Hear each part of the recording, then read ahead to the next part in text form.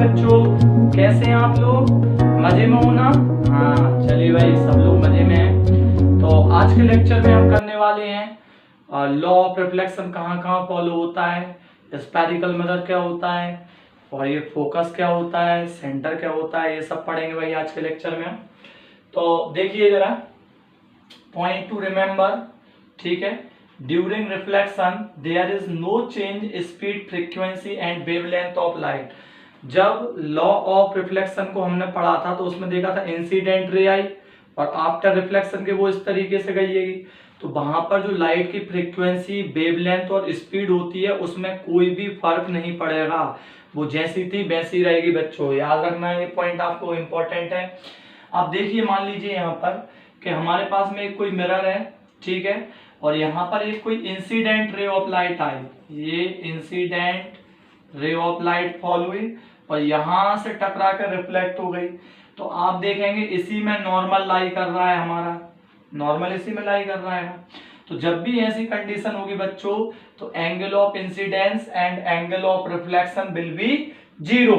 ये दोनों के दोनों अपने क्या हो जाएंगे? जीरो हो जाएंगे।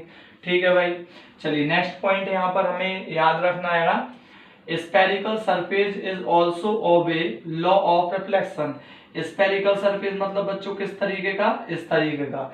ये भी भाई लॉ ऑफ रिफ्लेक्शन को फॉलो करता है, ठीक है। ये जो मतलब स्फेरिकल सरफेस जो होते हैं वो लॉ ऑफ रिफ्लेक्शन को फॉलो करते हैं। तो ये आप ध्यान रखेंगे, ये इंसिडेंट रे आई और यहाँ से ये रिफ्लेक्ट हो गई और इसके ऊपर ये अपन ने नॉर्मल डाला है, ठीक है। तो यहाँ पर इंसिडेंस एंगल बनेगा और ये एंगल ऑफ रिफ्लेक्शन बनेगा। यदि आपको लॉ ऑफ रिफ्लेक्शन समझना है तो आप मेरा पहला लेक्चर देख सकते हैं, ठीक है ना बच्चों। पढ़ाई जरूर करिए बेटा, ऐसा काम नहीं चलेगा। चलो भाई देखते हैं हम क्लासिफिकेशन ऑफ रिफ्लेक्शन। तो रिफ्लेक्शन का दो तरीके से क्लासिफिकेशन होता है ना। पहला रेगुलर रिफ्लेक्शन। रेगुलर रिफ्लेक्शन का मतलब होता है जैसे स्मूथ सरफेस। स्मूथ सरफेस में मैं लूंगा भाई मिरर को, किसको लूंगा? स्मूथ सरफेस में, जैसे मैंने मान लो मिरर को ले लिया, या कोई सा भी स्मूथ सरफेस हो सकता है। तो ये इंसिडेंस रे आई, यहाँ से रिफ्लेक्टेड हो गई, ये इंसिडेंस आई यहाँ पर रिफ्लेक्टेड हो गई, ये इंसिडेंस आई यहाँ पर रिफ्लेक्टेड हो गई। तो आप एक खास बात यहाँ पर देखोगे, ये मैंने नॉर्मल डाला है, ये मैंने नॉर्मल यहाँ पर ड्रॉ कराएगा, एक नॉर्मल मैंने यहाँ पर ड्रॉ कराएगा। ये सब के सब नॉर्मल जो हैं वो आप चाहे इस पॉइंट से देखो, चाहे इस पॉइंट से देखो, चाहे इस पॉइंट से देखो, सेम नॉर्मल है भाई। तो इसको हम बोलेंगे रेगुलर रिफ्लेक्शन। और इरेगुलर, ये मैंने लिखा भी है normal same at every point of surface. जो नॉर्मल है वो सेम रहेगा, ये जो स्मूथ सरफेस है उसके हर पॉइंट पर, ये देखिए यहाँ पर, यहाँ पर, यहाँ पर, सब एवरी प्लेस पर आपका नॉर्मल सेम है। ठीक है बच्चों, अब हम देखते हैं भाई इरेगुलर रिफ्लेक्शन। ये इरेगुलर रिफ्लेक्शन क्या होता है बच्चों? तो इरेगुलर रिफ्लेक्शन में क्या होता है, जैसे कोई रफ सरफेस है आपके पास में, जैसे टेबल हो गया, चेयर हो गया, न्यूज़पेपर हो गया, और भी जो ऑब्जेक्ट आप देख रहे होगे, क्या आपने सोचा है इनका इमेज कैसे बनता है? तो इनका इमेज कैसा बनता है बच्चों? ये इंसिडेंस रे आई, ये मान लीजिए ये ऑब्जेक्ट है, ये इंसिडेंस रे आई, ये इससे कोलाइड हुई, टकराई, और ये रिफ्लेक्ट होकर हमारी आई के अंदर चली गई। आई के अंदर कैसे जाएगी? वो लेंस के थ्रू जाएगी, आगे देखेंगे, वो अभी ज्यादा दिमाग नहीं लगाना है अपने, ठीक है भाई। तो रफ सरफेस जितने भी होते हैं, जैसे मान लिया ये मैंने ये रफ सरफेस है, तो यहाँ पर ये देखिए इंसिडेंस रे आई, ये रिफ्लेक्ट हो गई, इंसिडेंस आई, रिफ्लेक्ट हो गई, ये इंसिडेंस आई, रिफ्लेक्ट हो गई। अब यहाँ पर आप इस पॉइंट पर नॉर्मल को देखिए और इस पॉइंट पर नॉर्मल को देखिए, ठीक है। तो हर पॉइंट पर नॉर्मल अलग डिफरेंट डिफरेंट है। तो जब ऐसी सिचुएशन बनती है बच्चों, तो इंसिडेंस रे ये आई और रिफ्लेक्टेड रे जो रहती है वो डिफरेंट डायरेक्शंस में चली जाती हैं। तो इसको हम बोलेंगे इरेगुलर रिफ्लेक्शन। इसको हम बच्चों क्या बोलेंगे? Irregular reflection. चलिए आगे हम करें। हम जैसे मैंने देखा कि ये स्फेरिकल मिरर क्या होता है, तो स्फेरिकल मिरर के लिए हम करेंगे भाई, स्फेरिकल मिरर क्या होता है भाई? ये स्फेरिकल मिरर जल्दी समझ लेते हैं इसे, सर जल्दी समझा दीजिए। चलो भाई समझ लेते हैं स्फेरिकल मिरर क्या होता है। तो स्फेरिकल मिरर देखते हैं भाई हम, स्फेरिकल मिरर। तो बच्चों स्फेरिकल मिरर को आप समझेंगे, इसकी डेफिनेशन होती है whose reflecting surface, whose reflecting surface is spherical, जिसका रिफ्लेक्टिंग सरफेस स्पेरिकल होता है, वो कौन सा मिरर होता है बच्चों? स्पेरिकल मिरर होता है। फिर हम इसके बाद में देखें भाई types of spherical mirror, types of spherical mirror. Sir ये स्पेरिकल मिरर कितने टाइप का होता है? तो स्पेरिकल मिरर जो 10th क्लास में है बेसिकली वो 2 टाइप्स का बताएगा। तो एक है हमारा कॉनकेव मिरर, पहला है भाई हमारा कॉनकेव मिरर, और दूसरा है हमारा कॉन्वेक्स मिरर। चलो भाई देखते हैं जरा। तो बच्चों कॉनकेव, केव वर्ड का मतलब होता है गुफा।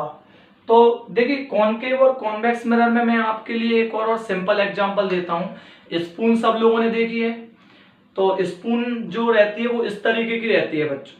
तो स्पून का ये वाला जो पार्ट रहता है ये कॉनकेव मिरर रहता है, और ये वाला जो पार्ट रहता है बच्चों ये कॉन्वेक्स मिरर होता है। ठीक है, तो कॉनकेव, केव का मतलब बच्चों क्या होता है? गुफा। तो यहां पर मैंने ये देखा, ये देखिए, और ये मैंने ले लिया कॉनकेव मिरर, और ये मैंने जो इस तरीके से यहाँ पर ये लाइन डाली है इसका मतलब मैंने इसे पॉलिश कर दिया। ठीक है बच्चों, और तो इसकी डेफिनेशन हम बोलेंगे whose reflecting surface is spherical is inward। Sorry भाई नहीं बोल लोगे सर गलत बता रहे हो, नहीं भाई सही बता रहा हूं। तो जिसका रिफ्लेक्टिंग सरफेस इनवर्ड होता है, अंदर की साइड होता है, उसे हम बोलते हैं कॉनकेव मिरर। और दूसरा हम देखें भाई कॉन्वेक्स मिरर। तो कॉन्वेक्स मिरर में मैंने ये इसको अंदर से पॉलिश कर दिया। तो यहाँ पर हम डेफिनेशन लिखेंगे whose reflecting surface is outward, जिसका रिफ्लेक्टिंग सरफेस बच्चों कैसा होता है? आउटवर्ड होता है। सिंपल याद रखो यार, स्पून, ये स्पून है, स्पून सबने देखी है ना? हाँ, लंच करने जाते हैं हम स्कूल में, क्या करते हैं पता है हाँ सबको। ठीक है, तो ये स्पून का ये वाला पार्ट कॉनकेव मिरर होता है, और ये वाला पार्ट कौन सा होता है बच्चों? कॉन्वेक्स मिरर होता है। ठीक है, तो ये इसकी डेफिनेशन आपको समझ आ गई। चलिए अब हम देखते हैं आगे कि यहाँ पर जो मिरर्स जो होते हैं उनके पास में कुछ इंपॉर्टेंट टर्म्स होती हैं जो हमें आगे के लिए न्यूमेरिकल के लिए करना पड़ेंगी। तो भाई हम देखें सबसे पहले इंपॉर्टेंट टर्म यहाँ पर कौन कौन सी हैं। तो यहाँ पर आप हेडिंग लगा लीजिए इंपॉर्टेंट टर्म।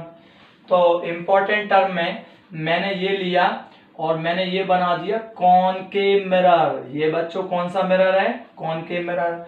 ये मैंने भाई इसको पॉलिश कर दिया, अच्छे से शाइनी पॉलिश कर दिया। ठीक है भाई, और इसको मैंने नाम दे दिया M और N। ठीक है, अब मैं इसको पूरा एक स्फीयर के शेप में ले लूं। ये मैंने ले लिया भाई स्फीयर के शेप में, ये ले लिया। ठीक है, अब आप यहाँ पर एक इंपॉर्टेंट बात देखोगे, ये मेरा स्फीयर जब बनाएगा तो स्फीयर का बच्चों एक सेंटर भी होता है कि नहीं होता? सर होता है, पता है हमें। ठीक है, तो भाई यहाँ पर ये देखिए ये स्फीयर है, तो ये इसका सी एक सेंटर हो गया। तो हम सी को बोलेंगे सेंटर ऑफ कर्वेचर। सी को हम क्या बोलेंगे? Centre of curvature. सर ये कर्वेचर वर्ड का मतलब क्या होता है? अरे कर्वेचर मतलब ये वाला पार्ट, इसको हम कर्वेचर बोलेंगे। ठीक है भाई, चलिए भाई अब आप एक बात बताइए, ये यदि स्फीयर है तो इसकी रेडियस भी होगी। रेडियस कौन सी होगी भाई? ये वाली रेडियस होगी सर, हमें पहले से पता है। ये देखिए ये रेडियस हो गई। ठीक है, तो आर क्या हो गई बच्चों? Radius of curvature. चलिए भाई ये भी आ गया आपको समझ में। अब हम एक और बात और यहाँ पर देखें, इस वाले पॉइंट को मैं नाम दूंगा P, और ये जो है P वो होता है पोल ऑफ कर्वेचर। ये P क्या होता है बच्चों? Pole of curvature. ठीक है ना, P अपना क्या होता है? पोल ऑफ कर्वेचर होता है ना। अब मैं इसके बाद में क्या करूं यहाँ पर? सिंपल P इज द, एक और बात हम बोल सकते हैं, P is the midst point of the mirror. ठीक है, चलिए अब मैं क्या करूं, मैंने एक दिमाग लगाया और यहां पर ये जो रेडियस है इसको हाफ हाफ डिवाइड कर दिया। हाफ मैंने ये ले लिया सर, और हाफ मैंने ये ले लिया।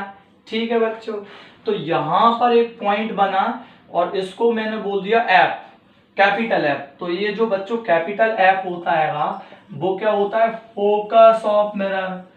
क्या होता है बच्चों, फोकस ऑफ मिरर होता है। ठीक है, चलिए भाई अब इसके बाद में देखते हैं भाई, यहां से लेके, हाँ एक बात तो ध्यान रखना, मिरर में जितनी भी डिस्टेंस आप मेजर करोगे वो इस पोल से करोगे, ध्यान रखना। ठीक है, मिरर में जितनी भी डिस्टेंस आप मेजर करोगे कहां से करोगे, सर पोल से करेंगे। ठीक है भाई, तो यहां से लेके जो ये यहां तक की डिस्टेंस है, मतलब P से लेके F तक की जो डिस्टेंस है उसको मैं बोलूंगा स्मॉल f, और स्मॉल f को हम बोलते हैं भाई फोकल लेंथ। स्मॉल f को बच्चों क्या बोलते हैं, फोकल लेंथ बोलते हैं।